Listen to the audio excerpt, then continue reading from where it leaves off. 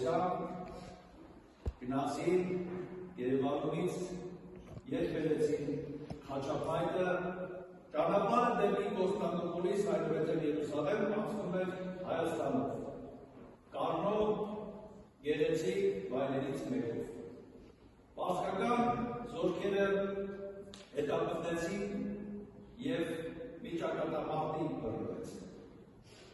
քրիստոնեական զորքը։ Ես չեմ ասում բուզանդական, որովհետև այստեղ առանցքը հոգևորն է։ Խաչապայտը մի լեռան ստորոտին թողելով,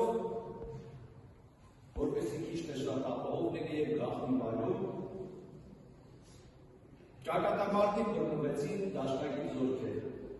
Հաջողությամբ սակվեց այդ ճակատամարտը, դաշնակիցները հաղթանակ բերեցին, վերադարձան Խաչապայտը վերցնելու և ճանապարհը շարունակելու ու տեսան, որ այդ վայրում բույսը, որը հիմա մենք սնունդի մեջ ենք օգտագործում, այդ ժամանակներում օգտագործվել էր որպես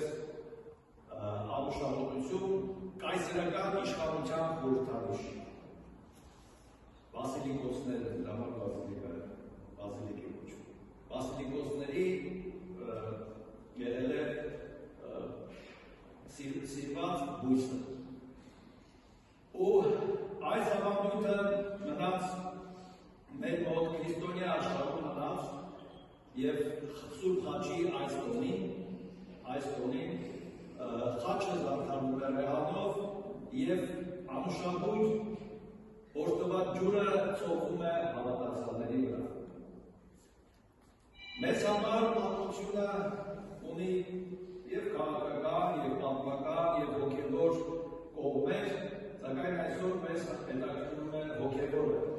Ինչու այդքան նվիրականություն, ինչու այդքան զոհողություն և ինչու այդքան անձնունած պայքարի պատրաստականություն։ Հանուն մի փայտիկ կտորի, ըստ ֆիզիկական իր տեսքի, բայց դա Քրիստոսի խաչապայտն է, որը հրաշագործ է, որը Տիրոջ արյան կաթիլներն է վրանգելու